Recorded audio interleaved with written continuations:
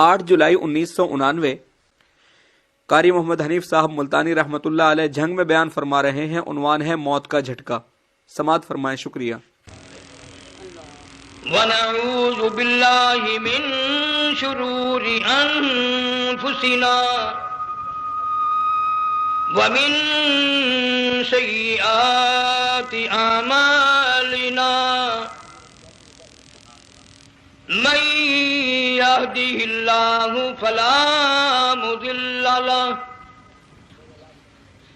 وَمَن يُضْلِلْهُ فَلَا هَادِيَ لَهُ وَنَشْهَدُ أَن لَّا إِلَٰهَ إِلَّا اللَّهُ وَحْدَهُ لَا شَرِيكَ لَهُ وَلَا نَظِيرَ لَهُ وَلَا مِثَالَ لَهُ وَلَا مِثْلَ لَهُ وَلَا مُعِينَ لَهُ وَلَا وزیر له ولا مشیر له ونشهد أن سيدنا وسندنا ونبينا وشفيعنا وهادينا ومرشدنا ومولانا محمدا عبده ورسوله أرسله بالحق بشيرا ونذيرا صلى الله تعالى عليه وعلى آله وأصحابه وأزواجه وذرياته وبارك وسلم تسليما كثيرا كثيرا أما بعد فأعوذ بالله السميع العليم من الشيطان الرجيم بسم الله الرحمن الرحيم فلما بلغ معه السعي قال يا بني إني أرى في المنام أني أذبحك فانظر ماذا ترى قال يا أبت افعل ما تؤمر ستجدني إن شاء الله من الصابرين فلما أسلما وتله للجبين وناديناه أن يا إبراهيم قد صدقت الرؤيا إنا كذلك نجزي المحسنين إن هذا لهو البلاء المبين وفديناه بذبح عظيم وقال النبي صلى الله تعالى عليه وسلم ارحم امتی بامتی ابو بکر واشدهم فی امر اللہ عمر واصدقهم حیاء عثمان واقضاهم علی رضی اللہ تعالی عنہم اجمعین صدق اللہ مولانا العلی العظیم وصدق رسولہ النبی الکریم ونحن على ذلك لمن الشاهدين والشاكرين والحمد لله رب العالمين آل محمد كما صليت على إبراهيم وعلى آل إبراهيم إنك حميد مجيد اللهم بارك على محمد وعلى آل محمد كما باركت على إبراهيم وعلى آل إبراهيم إنك حميد مجيد۔ حضرات علماء کرام، محترم بزرگوں، عزیز دوستو، کافی سارے عرصے کے بعد آپ کے شہر جھنگ میں حاضری کا اتفاق ہوا، اور اللہ جانتا ہے کہ اس وقت دل میں کتنا دکھ محسوس کر رہا ہوں۔ جب بھی جھنگ میں حاضری ہوئی، میرے دائیں یا بائیں مفتی عبدالحلیم رحمہ اللہ تشریف فرما ہوا کرتے تھے۔ آج سٹیج خالی ہے، آج وہ اللہ والا ہم میں نہیں۔ حضور کریم صلی اللہ علیہ وسلم نے ارشاد فرمایا، علماء کا انتقال قیامت کا پیش خیمہ ہے۔ اللہ والوں کا دنیا سے اٹھ جانا گھنٹی ہے اس بات کی کہ قیامت آئی۔ پھر ایسا اللہ والا جو کبھی کسی کو لڑا کے راضی نہیں، کسی کو بھڑا کے راضی نہیں، پورے شہر کو ملا کر چلے کے چلنے والا، اللہ اور اس کے رسول کریم صلی اللہ علیہ وسلم کے صحیح راستے پہ لوگوں کو گامزن کرنے والا، آخری دم تک اسی کوشش میں، اسی سعی میں اور اللہ اللہ کرنے میں اور کرانے میں ساری زندگی گزار دی۔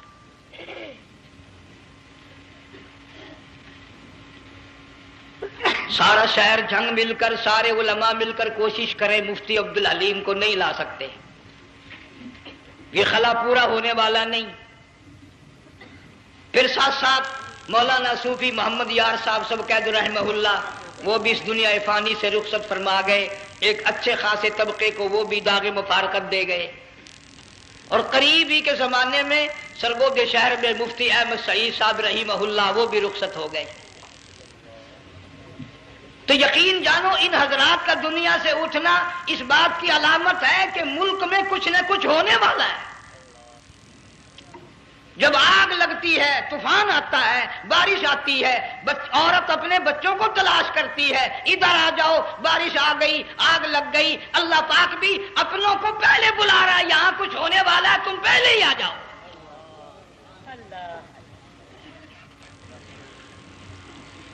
اور اس طرح بھی اشارہ فرمایا، وَكَمْ أَهْلَكْنَا قَبْلَهُمْ مِنَ الْقُرُونِ۔ اللہ فرماتے ہیں میری زمین پہ عداوت نہ کرو، فساد نہ مچاؤ، قتل نہ کرو، خون نہ بہاؤ، ناحق لوگوں کا خون نہ بہاؤ۔ اللہ پاک کی زمین ہر روز صبح کو عرض کرتی، الہی لوگ مجھ پہ زنا کر کے چلتے ہیں، بدماشی کر کے چلتے ہیں، اجازت دے میں لقمہ بنا کر نگل جاؤں۔ مجھے اپنے اوپر ان کا چلنا پسند نہیں، مجھے اچھا نہیں لگتا۔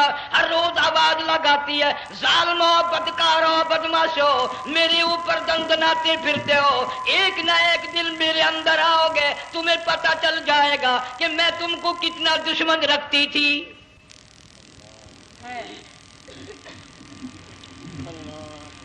آج لوگ آزاد ہو گئے، جو کسی کی سمجھ میں آتا ہے وہی بکتا ہے، جو سمجھ میں آتا ہے وہی کرتا ہے، نہ کوئی راہ متعین رہی، نہ کوئی مسلک رہا، نہ کوئی بات رہی۔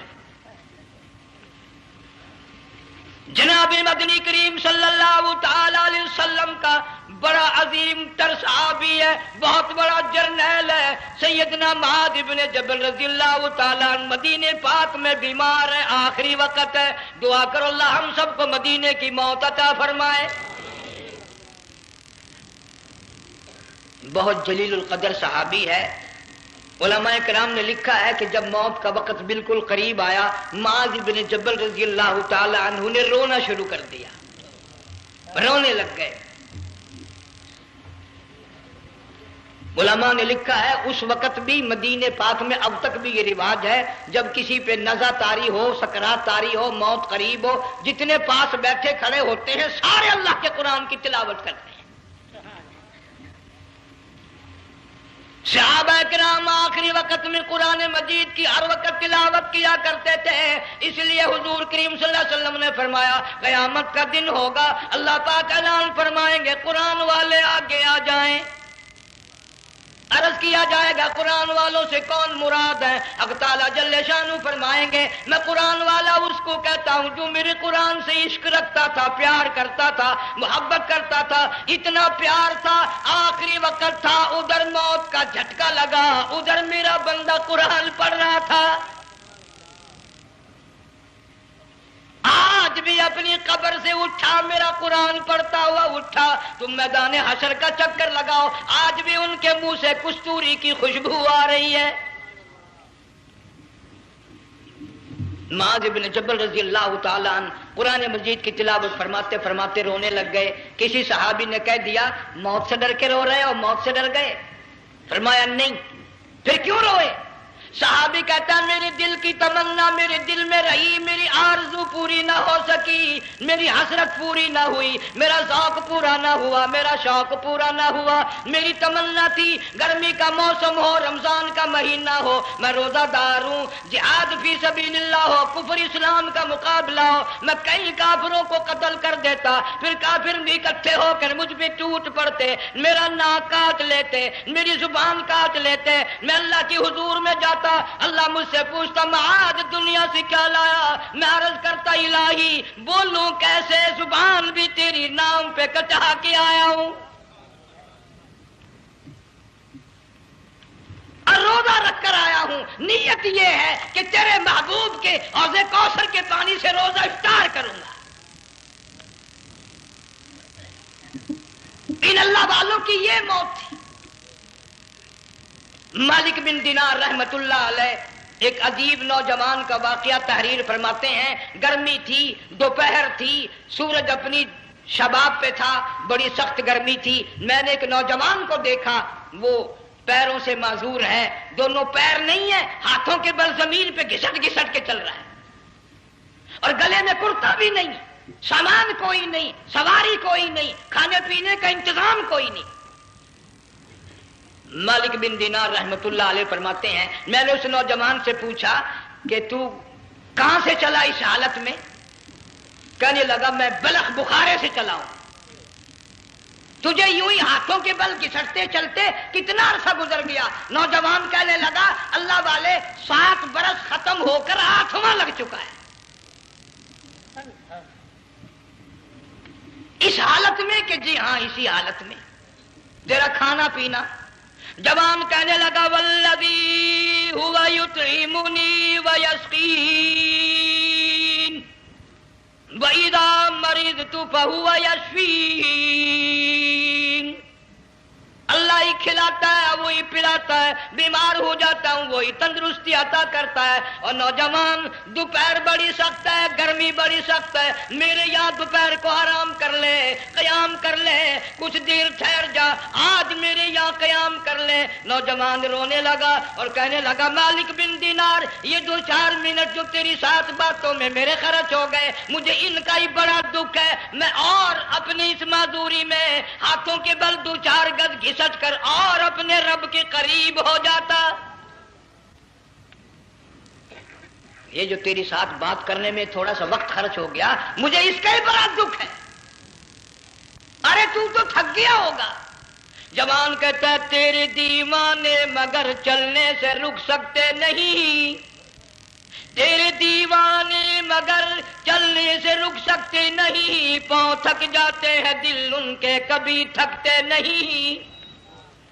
میرے سامنے تھکنے کا نام نہ لو، میرے دل میں عشق کی آگ جلی ہوئی ہے، سوز و گداز کا سمندر طوفان برپا کر رہا ہے، میں نہیں تھکنا جانتا، میرے یہاں نیند کا سوال نہیں، آرام کا سوال نہیں، میں تو گھسٹ گھسٹ کر رب کے دربار میں حاضر ہوا چاہتا ہوں۔ پوچھا کہ جا کہاں رہے ہو؟ کہنے لگا بیت اللہ کی زیارت کے لیے چلا، روزے رسول اللہ صلی اللہ علیہ وسلم کی زیارت کے لیے چلا۔ کھانا پینا کچھ نہیں کہ نہیں، بس کہ منتظر ہوں اس گھڑی کا کہ کب وہ وقت آئے اور کب میں جا کر یوں کہوں کہ اے مدینے کی مہاجر سبز گنبد کے مکی، اے مدینے کے مہاجر سبز گنبد کی مکی، عرش ہے تیرے قدم کے فیض سے یہ سرزمین۔ کب وہ وقت آئے کب میں مدینے کی گلیوں کو دیکھوں، کب آب و ہوا کو دیکھوں، کب مدینے کی بہاروں کو دیکھوں، کب گنبد خضرا پہ میری نگاہ پڑے، میرے دل کی تسلی ہو جائے۔ عاشق لوگ یوں ہی کیا کرتے ہیں۔ دیہات کی ایک عورت آئی رسول اکرم صلی اللہ علیہ وسلم کی وفات شریف کے بعد اور آ کے کہنے لگی، بہن عائشہ رضی اللہ تعالیٰ عنہ، میں نے سنا ہے سرکار کی وفات شریف ہو گئی، کیا کہاں دفن کیا؟ کہ اس حجرے میں۔ کہنے لگی مجھے دروازہ کھول کر قبر کی زیارت تو کرا دے۔ عورت ساتھ دیہات کی رہنے والی چوکھٹ پہ کھڑی ہو کے کہنے لگی، آقا جب بھی آتی تھی زبان تیری ہوتی تھی، قرآن خدا کا سنتی تھی، مسائل پوچھتی تھی، زیارت کرتی تھی، اب یہ زندگی اچھی نہیں لگتی، میں تیرے قدموں میں مرنا چاہتی ہوں۔ علماء نے لکھا ہے ایک چیخ ماری، چوکھٹ پہ گر کر جان دے دی۔ سبحان اللہ۔ مالک بن دینار رحمت اللہ علیہ فرماتے میں بھی اس سال حج کے لیے گیا، مینا میں میں نے دیکھا کہ بڑا مجمع لگا ہوا ہے ایک جگہ، تو میں بھی گیا کہ یہ لوگ کیوں اکٹھے ہیں۔ میں نے لوگوں میں سے جھانک کر دیکھا تو وہی نوجوان بیٹھا ہے جس کو میں نے دوپہر کے وقت دیکھا تھا، وہی حالت ہے، گلے میں کرتا نہیں، گٹھڑی نہیں، تھیلا نہیں، سامان نہیں، اور رو رو کے یوں کہتا، مولا آج کسی نے دمبے کی قربانی دی، کسی نے بکری کی قربانی دی، کسی نے اونٹ کی قربانی دی، کسی نے گائے کی قربانی دی، میں فقیر ہوں، میں مسکین ہوں، میں بالکل مفلس اور نادار ہوں، میرے پاس تو یہ میری جان ہے، میں اس کی قربانی دیا چاہتا ہوں، قبول فرما۔ ہزاروں لاکھوں لوگوں کے سامنے ایک چیخ ماری اور مینا میں جان دے دی۔ اس حالت میں ان اللہ والوں کا آخری وقت آتا ہے۔ ایک ہم لوگ مرتے ہیں ایکسیڈنٹوں میں، سڑکوں پہ، ادھر موت کا جھٹکا لگ رہا ہے، ادھر منہ میں کنجری کا گانا۔ ارشاد فرمایا مدنی کریم صلی اللہ تعالی علیہ وسلم نے، سیاتی علی الناس زمان، اور لوگوں میری امت میں ایک وقت ایسا آئے گا لوگ اتنے برباد ہو جائیں گے، صبح کو آدمی مومن مسلمان ہوگا، شام کو موت آئی تو جنازہ کافر کا اٹھ رہا ہوگا۔ گھروں میں، محلوں میں آج موت آتی ہے، کنجری کا گانا منہ میں ہوتا ہے،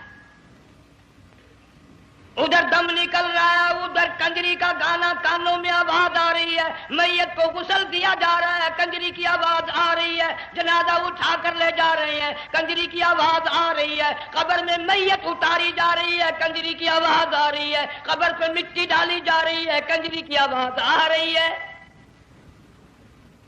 اس ماحول میں، اس معاشرے میں ہم کس طرح ایمان اور یقین اور ایمان ساتھ لے کر مریں گے؟ ہزاروں نہیں لاکھوں کو مرتے وقت کلمہ نصیب نہیں۔ قسم دے کر پوچھو، ماں مر رہی ہے کلمہ منہ سے نہ نکلا، باپ مر گیا منہ سے کلمہ نہیں نکلا، بیگم صاحبہ چل بسی منہ سے کلمہ نہیں نکلا، ہزاروں چلے گئے اور اپنے جانے کا پھر بھی یقین نہ آیا۔ تم نے کبھی سوچا تک نہیں، خیال تک نہیں کیا۔ ارشاد فرمایا مدنی کریم صلی اللہ تعالی علیہ وسلم نے، اور لوگوں ابو ہریرہ رضی اللہ تعالیٰ عنہ سے پوچھا تو کیوں رویا؟ عرض کرنے لگا میرے آقا اتنی کمزوری کبھی نہ دیکھی، اتنی ضعیفی کبھی نہ دیکھی، اتنی ناتوانی کبھی نہیں دیکھی، چہرہ انور بالکل کمزور ہو گیا۔ آپ نے ٹھنڈا سانس لے کر فرمایا ابو ہریرہ تجھے معلوم نہیں موت بالکل قریب آ گئی، بالکل قریب آ گئی موت۔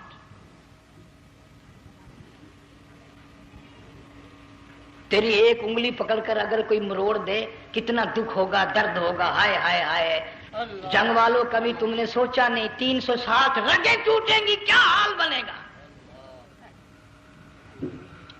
اعضاء چھوٹیں گے، سر کے بالوں سے لے کر پیروں کے ناخنوں تک ہر جوڑ کو توڑ کے رکھ دیا جائے گا،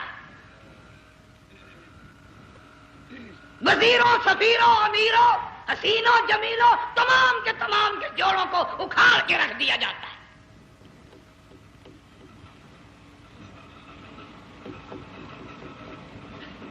پروگرام تک نہیں مرد عورتوں کا کہ یہ دنیا کسی کی نہ بنی، قبر میں آخر جانا ہی جانا ہے۔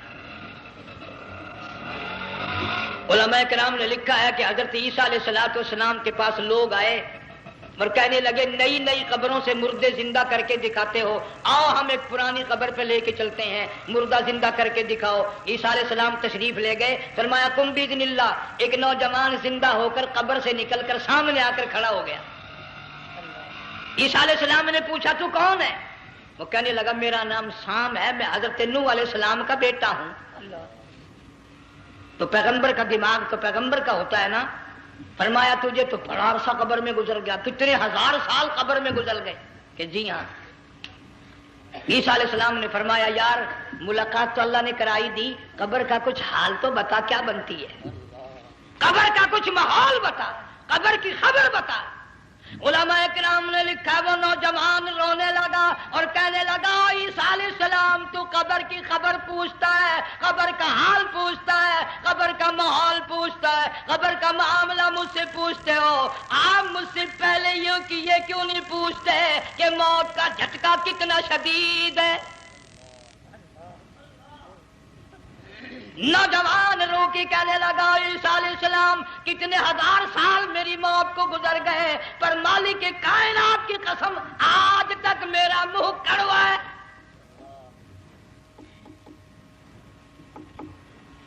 اس لیے جنگ والوں لمبی چوڑی بات کہنے کا وقت نہیں، حالات نہیں، میں تو تمہیں اتنا سا پیغام دینے آیا، کھانے پینے کا زمانہ ہے، میں جانتا ہوں تم کیلے کھاتے ہو، تمہیں کیلے کا ذائقہ معلوم ہے، امرود کا ذائقہ تم کو معلوم ہے، انار کا ذائقہ تمہیں معلوم ہے، انگور کا ذائقہ معلوم ہے، انناس کا ذائقہ معلوم ہے، آم کا ذائقہ معلوم ہے، ہزاروں پھلوں کے ذائقے تمہیں معلوم ہے، ہزاروں مٹھائیوں کے ذائقے تمہیں معلوم ہے، ہزاروں بیکری کی چیزوں کے ذائقے تمہیں معلوم ہے، ہزاروں شربتوں کے ذائقے معلوم ہے، پر تم نے جنگ والوں کبھی بھی قبرستان میں جا کر قبر والوں سے یہ نہیں پوچھا او قبر والوں ذرا بتاؤ تو صحیح موت کا ذائقہ کیسا ہے؟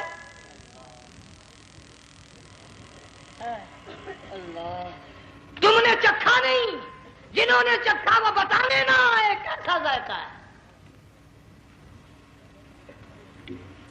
اس لیے قرآن کہتا کلا اذا بلغت التراقی وقیل من راق وظن انہ الفراق والتفت الساق بالساق الى ربک یومئذ المساق۔ بادشاہ ہو، امیر ہو، وزیر ہو، فقیر ہو، غریب ہو، رگیں ٹوٹیں گی، موت آئے گی، اور جس کی آئی تمہیں معلوم نہیں کس طرح آئی، کس حال میں آئی۔ جن کے دلوں میں ان باتوں کا خیال آیا خدا کی قسم صحابہ کرام میں سے اتنے رویا کرتے تھے آنکھیں ختم ہو گئی۔ جناب فاروق اعظم رضی اللہ تعالیٰ عنہ کو کسی نے دیکھا رو رہے ہیں، بے تحاشا رو رہے ہیں، پوچھ لیا بڑا بہادر پہلوان فاروق تجھے کیا ہوا، اتنا کیوں رویا؟ فرمانے لگے تمہیں معلوم نہیں قبر کا اندھیرا یاد آ گیا۔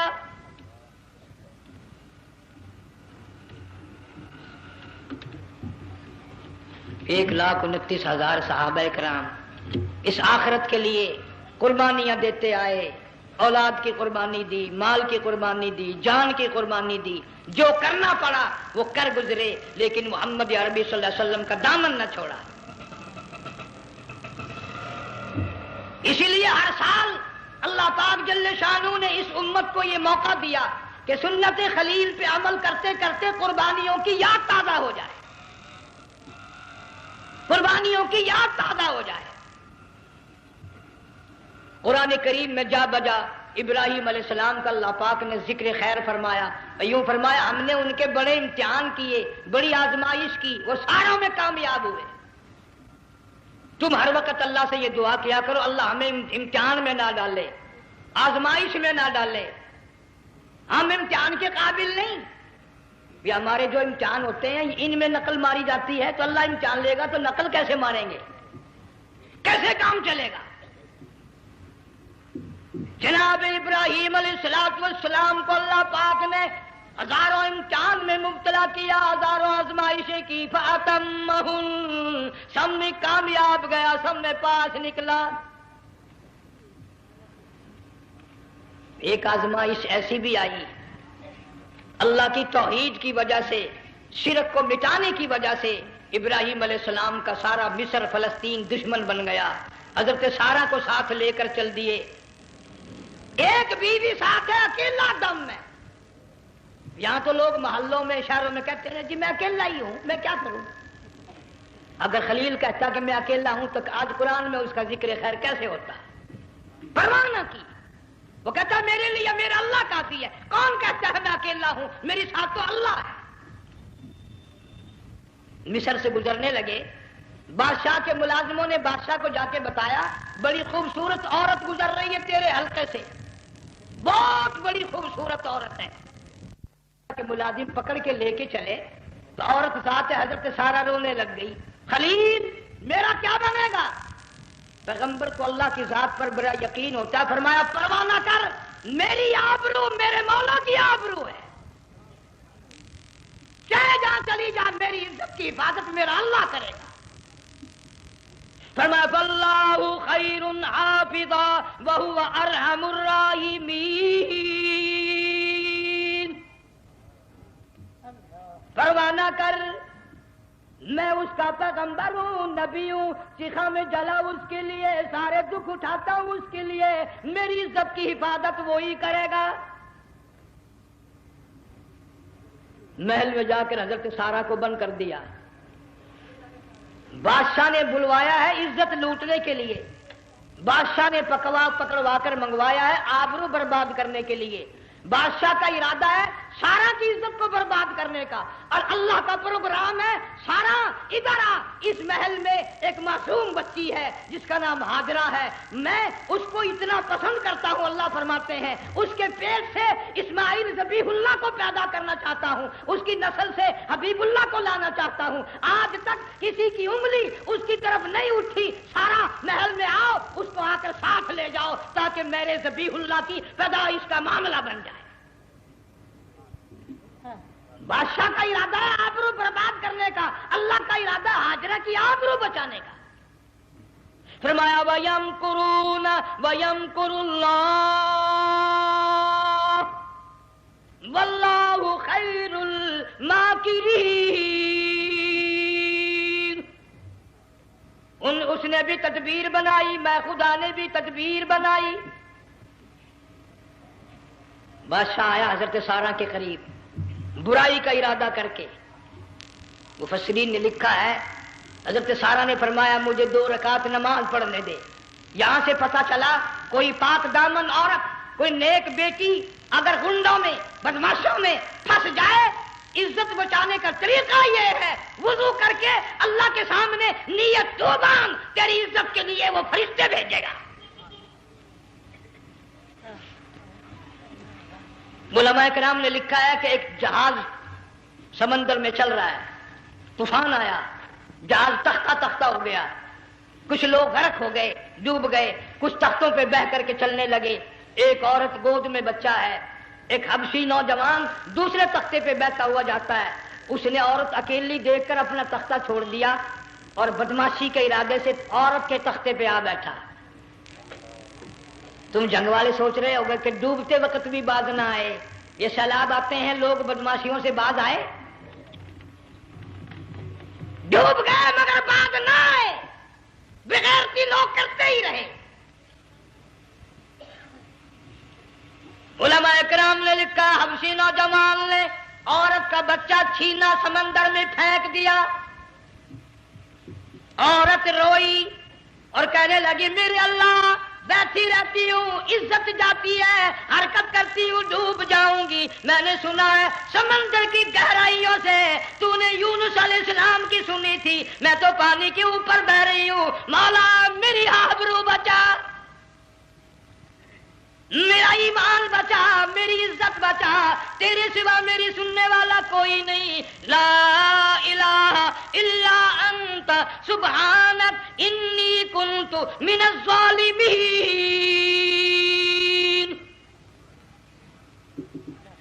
علماء نے لکھا ہے کہ ایک گردن سی نمودار ہوئی پانی میں سے اور حبشی نوجوان کو ایک ہی لقمہ بنا کر لے گئی. وہ تو ہر جگہ سنتا ہے, پکارنے والا بے بس بے کس ہو کر جب اس کو پکارتا ہے وہ ہر جگہ انداز پہنچاتا ہے. وہ ہے جو موجود ہر جگہ. عورت بہتی بہتی کنارے جا لگی، ایک جہاز قریب آیا، دوپٹے کا اشارہ کر کے اس کو بلایا۔ جہاز میں جب سوار ہوئی تو دیکھتی کیا ہے، ایک نوجوان کی گود میں اس کا وہ بچہ جو سمندر میں پھینک دیا تھا بیٹھا ہوا کھیل رہا ہے۔ ٹوٹ پڑی، میرا بچہ ہے۔ لوگوں نے کہا تیرا کہاں سے آیا؟ ماجرا سنایا، اس طرح ہوا۔ جہاز کے کپتان نے کہا ہم جہاز لے کر آ رہے تھے، غیب سے آواز آئی جہاز ادھر کو لے آؤ ورنہ ڈبو دیے جاؤ گے۔ ہم جب جہاز وہاں لے کر پہنچے تو دیکھتے کیا ہے کہ ایک جانور کی پیٹھ پہ یہ بچہ بیٹھا ہوا کھیل رہا تھا۔ عزت بھی بچی، ایمان بھی بچا، بچہ بھی بچا، اور کوئی بچانے کے لیے تدبیر کرے جبھی نا۔ حضرت سارا نے نماز پڑھ کر بددعا کر دی، بادشاہ کے سارے بدن میں درد ہونے لگا۔ پیغمبر کا سارا گھر بڑا کریم ہوتا ہے، جب اس کو درد نے ستایا نا، کہنے لگا میں وعدہ کرتا ہوں تجھے کچھ نہیں کہوں گا، میرے لیے دعا کر دے۔ اب اگر کوئی جنگ کا ہوتا یا میں ہوتا کہتا دفع ہو، تیرے واسطے دعا کا دی۔ لیکن حضرت سارا نے پھر جولی پھیلا دی، مولا وعدہ کرتا ہے، بدماشی سے توبہ کرتا ہے، اس کو تندرستی عطا فرما دے۔ اللہ نے تندرستی عطا کر دی۔ وہ پھر کہنے لگا لو ایسی حسین عورت کب آپ آئے گی، پھر برائی کے لیے تیار ہوگی۔ یہاں سے پتہ چلا کہ یہ جو گنڈے بدماش ہوتے ہیں ان کی قسم کا بھی کوئی یقین نہیں۔ اگلے دن ایک آدمی نے قسم کھائی تو اس کے خلاف کرنے لگا۔ لوگ کہنے لگے کہ تو نے قسم کھائی تھی، قرآن اٹھایا تھا، اب کیا تھی گیا بل ڈٹھی ہوئی مسجد سی، پاٹیا ہوا قرآن سی۔ اگر ڈٹھی ہوئی مسجد سی تو پاٹیا قرآن سی، قرآن کے پورا سی جڑا میں چاہیا، مگر اسے یہ معلوم نہیں کہ تو نے تو پاڑیا قرآن اٹھایا، ڈٹھی ہوئی مسجد میں اٹھایا۔ خدا کا جب غضب آئے گا تو وہ ادھورا نہیں آئے گا، وہ ادھورا نہیں آیا کرتا۔ 3 مرتبہ اس بادشاہ نے حضرت سارا کے ساتھ ایسا کرنے کا ارادہ کیا، پھر دعا ہوئی، پھر بد دعا ہوئی، پھر دعا ہوئی، پھر بد دعا ہوئی۔ آخر کار کہنے لگا اپنے ملازموں کو کہ ہوئے بدماشو، عورت کے روپ میں کسی بلا کو پکڑ کے لائے ہو، کسی جن بھوت کو لے آئے ہو۔ اور کہنے لگا تو چلی میرے محل سے جلدی چلی جا۔ اور جاتے جاتے وہ کہا کہ یہ تیری خدمت کیا کرے گی، یہ بچی میرے محل میں ہے، اس کو ساتھ لے جا۔ حضرت سارا کو، ہاجرہ کو ساتھ کر دیا، سیانی ہو گئی، حضرت ابراہیم علیہ السلام سے نکاح کر دیا، اسماعیل علیہ السلام پیدا ہو گئے۔ اللہ میاں جب حضرت ابراہیم علیہ السلام چومتے ہیں، چاٹتے ہیں، ماتھے پہ بوسے دیتے ہیں، اٹھاتے ہیں، پیغمبر کا بیٹا، خود بھی نبی اور آل میں آنے والا نبی، کالی کملی والا صلی اللہ علیہ وسلم، کتنا حسین چہرہ ہوگا۔ اللہ میاں نے پھر آزما لیا، حکم دیا کہ اس ہاجرہ کو، اسماعیل کو، دونوں ماں بیٹوں کو وہاں چھوڑ کے آ جہاں سینکڑوں میل میں پانی کوئی نہیں، آدمی کوئی نہیں، رستہ کوئی نہیں، گھاس کوئی نہیں، پتا کوئی نہیں، جہاں بیت اللہ ہے یہاں کے بارے میں حکم دیا چھوڑ کے آ۔ اور اگر آپ کو نیند نہیں آئی تو مزہ آئے گا، اللہ نے یہ فرما دیا، بتانا نہیں ہے کہ میں نے حکم دیا ہے۔ خدا حافظ نبی نہیں کہتا اپنی بیوی کو۔ آج لوگ ہر بات میں کہہ دیتے ہیں ہمارے پیروں کو پتا کل کو کیا ہوگا، ہمارے فقیروں کو پتا ہے پرسوں کیا ہوگا۔ وہ بڑی مدت کی بات ہے، یہی موسم تھا، چماسا گرمی تھی، انارکلی لاہور سے ہم کئی ساتھی گزر رہے تھے، فٹ پاتھ پہ بیٹھا ایک ملنگ، چاروں طرف لوگ کھڑے، بڑا مجمع، کافی دنوں کی تو بات ہو گئی، ہاتھوں کی لکیر دیکھ کر لوگوں کی تقدیر بتا رہا تھا۔ کسی کو کہتا تھا تجھے بڑی اونچی پوسٹ ملے گی، کسی کو کہتا تھا تیری شادی بڑی فرسٹ کلاس لیڈی سے ہوگی۔ وہ بابو تو کوڈا ہی ہو جاتا تھا، لیڈیوں پہ بڑے مرائے یہ لیڈے، کوئی کام نہیں، رات دن بس لیڈیوں کے پیچھے ہی پھرنا ہے۔ میں نے اپنے ساتھیوں سے کہا، میں نے کہا میں بھی تقدیر پوچھتا ہوں اپنی۔ کہنے لگے شرارت ہو جائے، میں نے کہا ساری دنیا پر ہاتھ دکھا رہی ہے، کوئی شرارت نہیں، میرے ہاتھ میں شرارت ہے۔ 1 روپیہ لے رہا تھا وہ، میں بھی لوگوں میں گھساتا، بھیڑ میں سے اوپر نیچے ہی ہوتا میں بھی پہنچ گیا، اور دونوں گھٹنے میں نے زمین پہ رکھ دیا، روپیہ ہاتھ میں، میں نے اس کے لے کر کہا، میں کہا ملنگ جی اگر اب دیکھا میری شادی ہو جائے گی کہ نہیں۔ اب اس نے دیکھ کے میری طرف کہنے لگا، اس نے سوچا کہ یہاں اچھے بھلے کو نہیں ملتی پاکستان میں، اسے کون دے گا؟ اچھی طرح میرا ہاتھ دیکھا بھی نہیں، جھٹک کے کہنے لگا نہیں تیری شادی نہیں ہونی ہے۔ میں کیا کھوتے تیرے باپ کے 8 بچے کھیل رہے ہیں.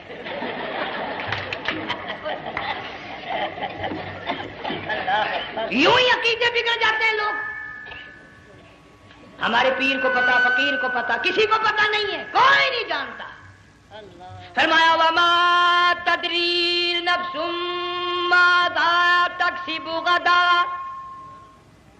کوئی نہیں جانتا کل کیا ہو جائے گا. وما تدری نفس بأی ارض تموت، کوئی نہیں جانتا زمین کے کس ٹکڑے پہ موت آئے گی. ان اللہ علیم خبیر، ایک اللہ کی ذات جانتی ہے. حضرت ہاجرہ اسماعیل علیہ السلام کو چھوڑ کر چل دیے، نہ خدا حافظ کہا، نہ کوئی تسلی دی. تھوڑی سی کھجوریں، تھوڑا سا پانی، ختم ہو گیا. ابراہیم علیہ السلام جب دور نکل گئے تو حضرت ہاجرہ نے دیکھا یہ تو چلے گئے. کھڑی ہو کر آواز دی، اے میرے ابراہیم. مڑ کر نہیں دیکھتے. جنگ والوں، اللہ کا پیغمبر اللہ کی اجازت کے بغیر اپنی بیوی کی طرف نہیں دیکھتا، گھر والی کی طرف نظر اٹھا کر نہیں دیکھتا. ایک تم ہو، چٹی داڑھی، بڑھیپا، کالے برقعے والی نظر آ جائے نا، آگے بھاگ کر بڑے نہیں آتے ہیں. کہاں جانا چاہتی ہیں آپ؟ تیری ماں لگتی ہے، آپ چلی جائے. تو یہ کیا ہوا؟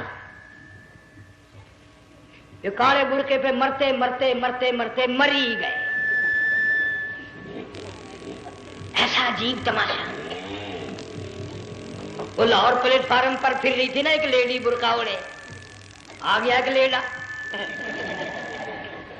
کہنے لگا سیب والا پلاؤں. نے کہا لے آئے. نے کہا واہ واہ کام بن گیا. اس سیب والا لے آیا. تھوڑی دیر کے بعد کہنے لگا میرے خیال میں پھینٹا بھی ہو جائے. نے کہا لے آئے. نے کہا سبحان اللہ پکا کام ہو گیا. وہ سیب بھی پی لی، پھینٹا بھی ڈکار گئی. تھوڑی سی دیر کے بعد کہنے لگا سیب لے آؤں. وہ لے ہی آیا سیب. کیا آپ کے لیے میں سیب لایا ہوں، آپ کھائیں. کہنے لگی نہیں آپ کھائیں. اس نے سوچا ہو میری بھی محبت ہو گئی ہے، سیب کھانے کے لیے مجھے بھی کہہ رہی ہے. جب اس نے اصرار کیا نا کہ میں تو تیرے لیے لایا ہوں، کھا تو صحیح. کہنے لگی کیسے کھاؤں، میرے منہ میں دانت ہی نہیں ہے. اب پتا چلا اسے کہ صبح سے میں تو پرانے پپے کے پیچھے پھر رہا تھا.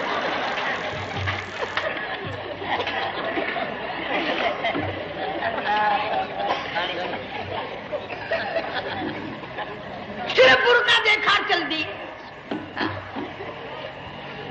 یہاں پیغمبر اپنے گھر والی کی طرف نہیں دیکھتا. حضرت ہاجرہ نے اسماعیل علیہ السلام کو سینے سے لگایا. عرب کی قداور مائی، طاقتور مائی، دوڑ لگا کر حضرت خلیل کا راستہ آ کے روک لیا اور کہنے لگی میں جوان عورت، یہ پیارا نور نظر، یہ لخت جگر، شکل تو دیکھو، صورت تو دیکھو، ہمیں یہاں چھوڑ کے جا رہے ہو. اللہ کا پیغمبر بولتا نہیں. پتہ چلا پیغمبر اللہ کی اجازت کے بغیر سانس نہیں لیتا، آنکھ کا اشارہ نہیں کرتا. حضرت ہاجرہ رونے لگ گئی، میرے خلیل، میرے ابراہیم، میرا قصور بتاؤ، میرا جرم بتاؤ، میری خطا بتاؤ، میرا گناہ بتاؤ، معافی چاہوں گی، معذرت کروں گی. اس بچے کا کیا گناہ ہے اس میدان میں چھوڑ کے چلے ہو؟ بولتے نہیں ہیں، اللہ کی طرف سے بولنے کی اجازت نہیں ہے. حضرت ہاجرہ نے خود ہی قیاس لگایا، سوچتی ہیں پیغمبر تو کسی پہ ظلم نہیں کرتا. وہ کہنے لگی خلیل کہیں اس رب کا حکم تو نہیں، کہیں اس اللہ کا یوں حکم تو نہیں. جنگ کے لوگوں اگر خلیل ہاں کہہ دیتا تو کیا حرج تھا؟ ہاں نہیں کہتا، اجازت نہیں، تاکہ ہاجرہ کے یقین ایمان کا امتحان مکمل ہو. مفسرین نے لکھا ہے کہ حضرت ابراہیم علیہ السلام نے سر کا یوں اشارہ کیا، بس ذرا سا ہاں. پھر عورت کا ایمان دیکھ، یقین دیکھ، یہی نہ بیٹھی، دوڑ کے وہاں گئی یا جہاں پہلے بٹھا کر آئے تھے اور کہنے لگی ابراہیم جاؤ، میں جانوں میرا رب جانے، پرواہ نہیں. راتیں آتی ہیں چلی جاتی ہیں، دن آتے ہیں گزر جاتے ہیں، تھوڑی سی کھجوریں تھی وہ ختم ہو گئی، پانی ختم ہو گیا، بھوک اور پیاس نے بے چین کر دیا، اسماعیل علیہ السلام کی اتنی لمبی زبان باہر نکلا،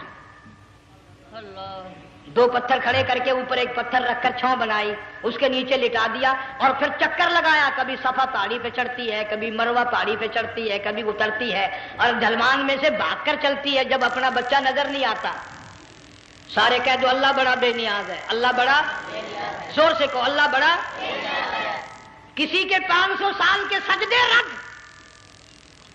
کسی کی ہزاروں سخاوت صدقات رد، کسی کی چال منظور، کسی کی رفتار منظور، کسی کی ٹور منظور، اور یوں فرمایا ہاجرہ میری رحمت کی تلاش میں آج جو تو نے دوڑ لگائی ہے، یہ تیری چال ڈال رفتار ٹور ہمیں اتنی پسند آ گئی، اتنی پسند آ گئی کہ آج کے بعد خلیل اللہ کیوں نہ ہو، ذبیح اللہ کیوں نہ ہو، کلیم اللہ کیوں نہ ہو، روح اللہ کیوں نہ ہو، حبیب اللہ کیوں نہ ہو، صحابہ کرام کیوں نہ ہو، قطب ابدال غوث کیوں نہ ہو، میری ہاجرہ مجھے اپنی کبریائی کی قسم جب تک وہ تیری چال چل کے نہ دکھائے گی حاجی کا لانے کا حقدار نہیں ہو سکتا،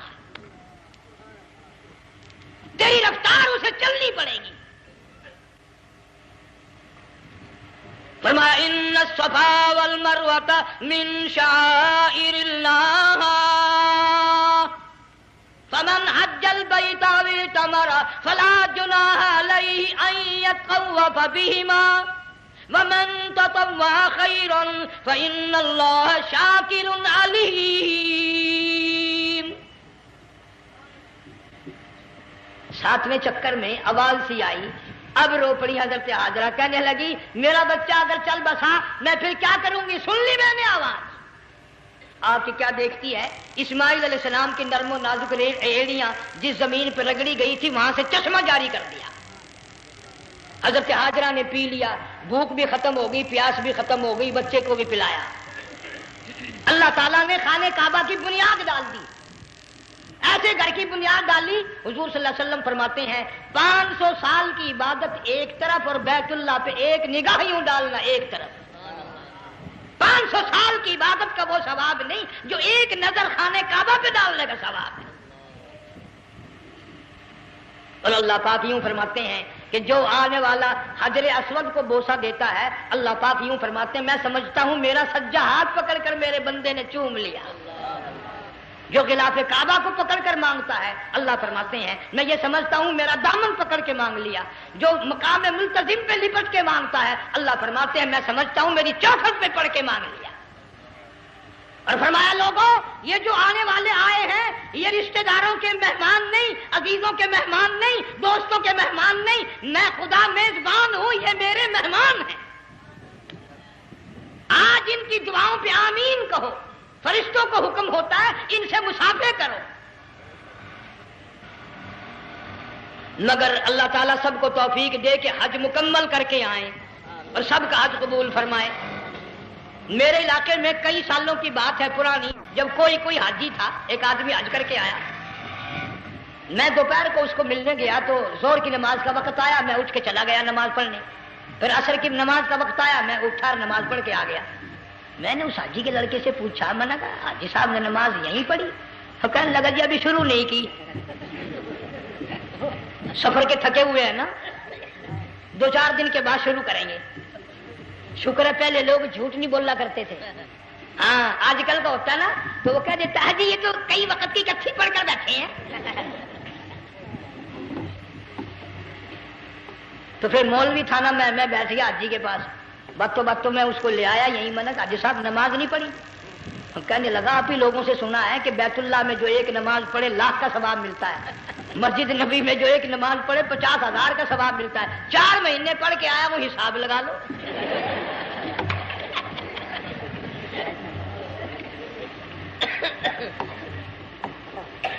مسائل سیکھتے نہیں، ارکان اور آداب بیت اللہ کے سیکھتے نہیں۔ ڈی سی کے دفتر میں اگر جانا ہو کئیوں سے پوچھے کیسا جاؤں، کس طرح درخواست دوں، کیسے کہوں، کیسے کھڑا ہوں، کیسے بیٹھوں، کیا عرض کروں، اور اللہ کے دربار میں ہم جاتے ہیں اور سیکھ کر نہیں جاتے، یہ خوف نہیں کہ اگر بے ادبی ہوگی تو مارا جاؤں گا۔ اللہ تبارک و تعالیٰ جل شانہ نے اسماعیل علیہ السلام کی نرم و نازک ایڑیوں سے بنیاد ڈال کر خانہ کعبہ کی اللہ نے ہمیں یہ کعبہ دیا، گناہوں کی معافی مانگنے کے لیے وہاں جاؤ، اللہ تبارک و تعالیٰ کے دربار میں حاضر ہو کر مانگنے کے لیے یہاں جاؤ۔ ارشاد فرمایا مدنی کریم صلی اللہ تعالی علیہ وسلم نے، جو آدمی صحیح ارکان حج کے ادا کر کے واپس جاتا ہے اس طرح واپس آتا ہے گویا آدمی ماں کے پیٹ سے پیدا ہوا۔ پہلے لوگ یوں ہی حج کیا کرتے تھے، یوں ہی قربانیاں کرتے تھے، اب تو ہر چیز کی لوگ آسانی تلاش کرتے ہیں۔ پچھلے بقرعید کے موقع پر ہمارے مسجد میں ایک آدمی مجھے کہنے لگا اگر کوئی غریب آدمی مرغی کی قربانی دے دے تو لگ جائے گی؟ میں نے کہا تو مکھی مار دے انشاءاللہ وہی لگ جائے گی۔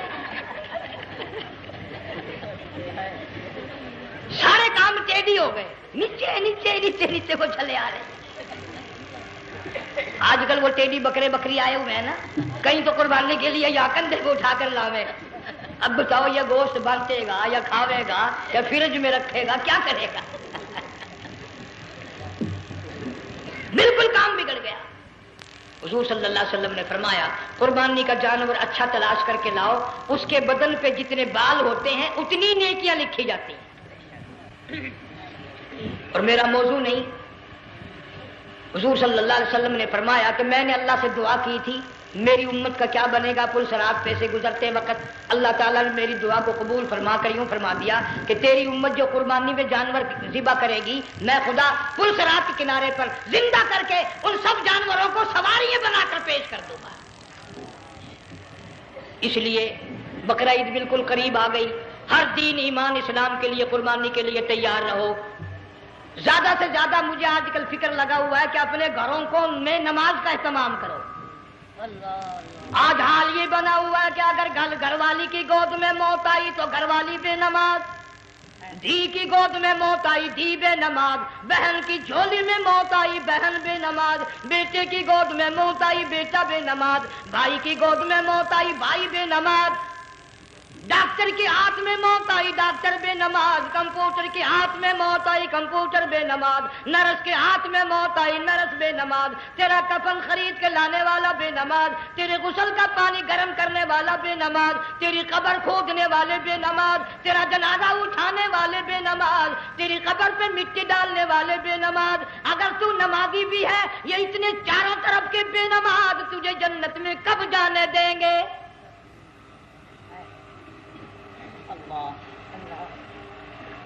اس بچی کا فکر کیوں نہیں کرتا؟ کلاس میں فیل ہو جائے تجھے دکھ لگتا ہے میری بچی فیل ہو گئی، ساری عمر نماز نہ پڑھے تجھے کبھی درد نہیں ہوا کہ جہنم کے انگاروں میں جلے گی۔ بیوی ایک دن تیرا کہنا نہ مانے آگ لگ جاتی ہے، ساری عمر نماز نہ پڑھے بے ایمان تجھے کبھی آگ نہیں لگی۔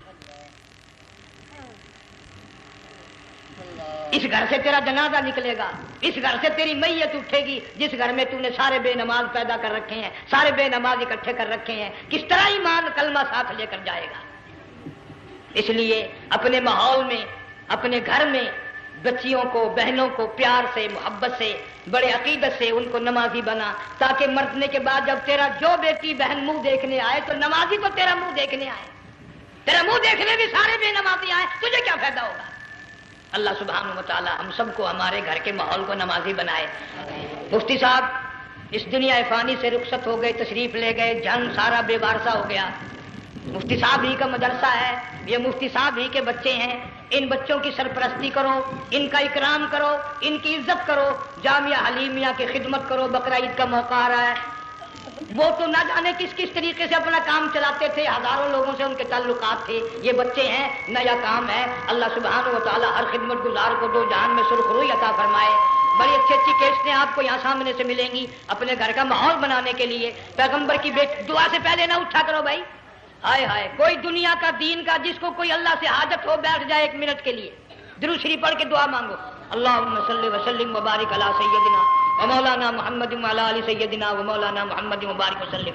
یا اللہ قبلہ مفتی صاحب رحمہ اللہ کی قبر کو جنت کا باغ بنا، اللہ تعالیٰ ان کے گھر والوں کو صبر جمیل کی توفیق عطا فرما، اللہ پاک ان کی آل اولاد کو مفتی صاحب کا جانشین صحیح معنوں میں جانشین بنا، اس مدرسے کو آباد فرما، اللہ تعالیٰ سارے جنگ کی سرپرستی فرما، سارے شہر کو آباد فرما، ہر شر سے ہر فتنے سے سب کی حفاظت فرما۔ یا اللہ ہم سب کو سچا مسلمان پکا دیندار بنا، ہمیں اور ہماری اولاد کو نیک اور نمازی بنا۔ یا اللہ ہمارے گھروں کو نماز اور قرآن سے آباد فرما، کلمے اور ایمان والی موت عطا فرما۔ صوفی مولانا محمد یار صاحب رحمہ اللہ کی قبر کو جنت کا باغ بنا۔ یا اللہ تمام مسلمانوں کی بخشش فرما، ساری امت کی مغفرت فرما، ساری مخلوق پہ کرم اور فضل فرما۔ یا اللہ سارے پاکستان کی حفاظت فرما، پاکستان کے داخلی خارجی دشمنوں کو ذلیل و خوار کر دے۔ یا اللہ ہم سب کو یقین ایمان اپنے اندر پیدا کرنے کی توفیق عطا فرما، ظالم کے ظلم سے بچا، شریر کی شرارت سے بچا، مولا حاسدوں کے حسد سے بچا، فتنہ پردازوں سے ہم سب کی حفاظت فرما، بے اولاد کو اولاد عطا فرما، جن کے پاس بچیاں ہیں اللہ تعالیٰ نرینہ اولاد عطا فرما۔ اور میں تو کافی دنوں کے بعد آیا ہوں، پرانے دوستوں میں سے تھے قاری غلام محمد صاحب سب کا رحمت اللہ علیہ، اللہ تعالیٰ ان کی قبر کو جنت کا باغ بنا، سب کو جوار رحمت میں جگہ عطا فرما۔ ہمارے بڑے بزرگ قبلہ درخواستی صاحب مدذلو یا اور جتنے بھی بیمار ہیں اللہ پاک صحت کاملہ عطا فرما۔ مجھے بھی پیر غلام حبیب صاحب اللہ تعالیٰ ان کو بھی صحت کاملہ عطا فرما، اور میں گناہگار بھی اب تو سارا سال گزر گیا اکثر بیماری رہتا ہوں، اللہ تعالیٰ صحت کاملہ عطا فرما، موت آئے تو کلمے اور ایمان والی موت عطا فرما۔ یا اللہ دو جہان کی سعادت عطا فرما، دو جہان کی ذلت اور رسوائی سے ہم سب کی حفاظت فرما، سب کے کاروبار میں روزی رزق میں خیر و برکت عطا فرما، جس کے ذمہ قرضہ ہو ادا کرنے کی صورتیں پیدا فرما، ہر پریشان حال کی پریشانی کو دور فرما، مشکلوں کو آسان فرما، تلخیوں کو راحتوں سے تبدیل فرما۔ یا اللہ مفتی صاحب کے بچوں کو صحیح معنوں میں مفتی صاحب کا جانشین بنا، جامعہ علیمیہ کو قیامت تک کے لیے قرآن و سنت کا مرکز بنا۔ ربنا تقبل منا انک انت السمیع۔ افغانستان کے مجاہدین کو ہمیشہ کے لیے کامیاب فرما، جتنے لاکھوں طالب علم اللہ والے شہید ہو گئے سب کے درجوں کو بلند فرما، افغانستان کے سارے مجاہدین کو اللہ تعالیٰ کامیاب فرما۔ روسی، امریکی، یہودی، مرزائی، عیسائی یہ جتنے منصوبے بنا کر مسلمانوں کو تباہ کر رہے ہیں یا اللہ ان سب منصوبوں کو برباد کر دے، ان کے تمام منصوبوں کو خاتمے ملا دے۔ صلی اللہ علیہ حبیبہ محمد وآلہ وصحبہ اجمعین برحمتک یا